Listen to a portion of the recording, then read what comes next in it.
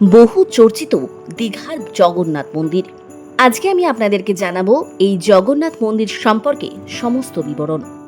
কখন বন্ধ হয়, কখন খোলে, মন্দিরে পুজো দেওয়ার কি পরিকাঠামো রয়েছে, আর দর্শনের কি সময়সূচি, সবকিছুই জানবেন আজকের ভিডিওতে।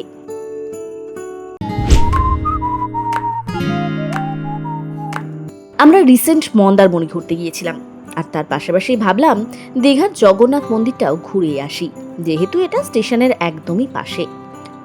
মন্দির সম্পর্কে বেশ অনেকগুলো জিনিস আমার খুবই ভালো লেগেছে। যাই হোক, তাহলে প্রথম থেকে শুরু করি। মন্দারমণি থেকে একটা টোটো নিয়ে চলে আসলাম সোজা দীঘার জগন্নাথ মন্দিরে। তবে মন্দির তখনও বন্ধ, আর সেই কারণে মন্দিরেই আমাদের লাগেজগুলোকে রেখে চললাম দীঘা ঘুরতে। দীঘা ঘুরে এসে মন্দিরে প্রবেশ করার পালা। মন্দিরের বাইরেই রয়েছে ওয়াশরুম। আপনারা যদি কেউ চান জামাকাপড় চেঞ্জ করবেন বা হাত মুখ ধুয়ে নেবেন, সেটাও সম্ভব। পে অ্যান্ড ইউজ টয়লেট এটা। রাস্তার উল্টো দিকেই রয়েছে মন্দির। বিনামূল্যে রয়েছে জুতো রাখার কাউন্টার। জুতো খুলে আপনাকে এখানেই রাখতে হবে। এই শু কাউন্টার থেকে একটা ব্যাগ নিয়ে সেখানে নিজেদের জুতোগুলো খুলে রাখলাম। এবার এগিয়ে যাওয়ার পালা। এই যে রাস্তাটা দেখছেন, এটা ধরেই আমাদেরকে এগিয়ে যেতে হবে।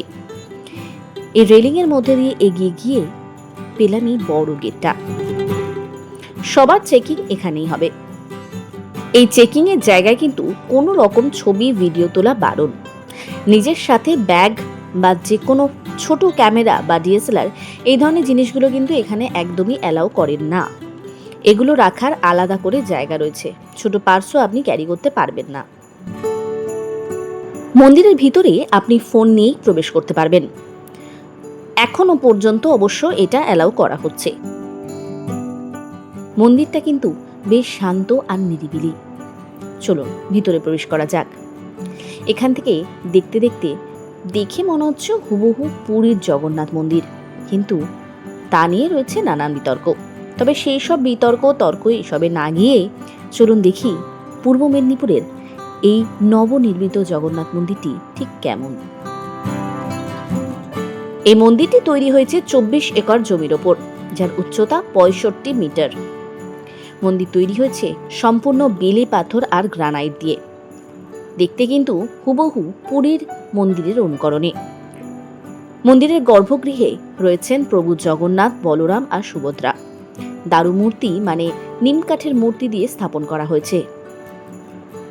এই জায়গার মেন আকর্ষণ হচ্ছে 35 ফিট উঁচু একটি অরুণ স্তম্ভ। এই জিনিসটাই পর্যটকদের আকর্ষণের মূল কারণ। মন্দিরের মধ্যে রয়েছে প্রায় 1 লক্ষ ভক্তের ধারণ ক্ষমতা। রয়েছে প্রসাদ বিতরণ এবং দর্শনের সুব্যবস্থা। মন্দিরের ভিতরে ফোন নিয়ে প্রবেশ করলেও গর্ভগৃহে কিন্তু ফোন একেবারেই অ্যালাউ করছে না। গর্ভগৃহে খুব একটা বেশি দাঁড়ানোর মতো সময়ও আপনি পাবেন না, তবে যেটুকু পাবেন মহাপ্রভুকে মন ভরে দেখতে পারবেন। দীঘার মন্দিরটা যেহেতু নতুন ওপেন হয়েছে, তাই দেখে মনে হচ্ছে যেন কোনো প্যান্ডেলের থিম। হ্যাঁ, বেশ পরিষ্কার পরিচ্ছন্ন আর চতুর্দিকটা বেশ শান্ত। মোটের ওপর মন্দ লাগছে না। এখনো পর্যন্ত সব জায়গাতেই ক্যামেরা অ্যালাউ করছে, তবে কতদিন এই ক্যামেরাটি অ্যালাউ করবে তা নিয়ে আমি একটু চিন্তিতই বটে। দীঘা গেলে এবারে কিন্তু এই জায়গা মিস করা একেবারেই চলবে না।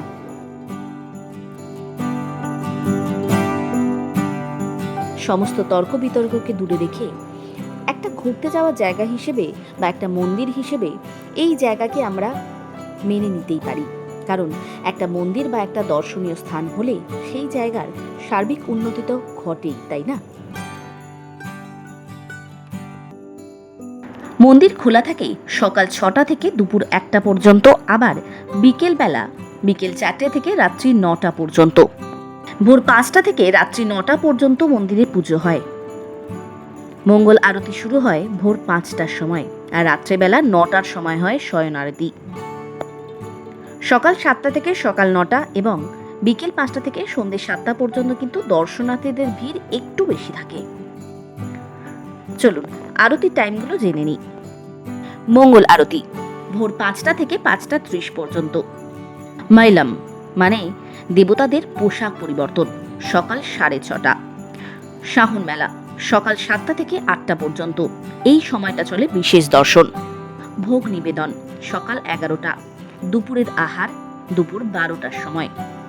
সন্ধে আরতি হয় সন্ধে 6:30 থেকে 7টা পর্যন্ত, আর শয়ন আরতি রাত 9টার সময়। মন্দিরে প্রসাদ পাবেন কি করে? মন্দিরের ভিতরে আপনি প্রসাদ কিনতে পারেন। পুরীর মন্দিরের আদলে এখানেও অন্নভোগ এবং শুকনো প্রসাদ যেমন খাজা পাওয়া যায়। মন্দির কর্তৃপক্ষের একটি ওয়েবসাইট রয়েছে, dighajagonnathttemple.com।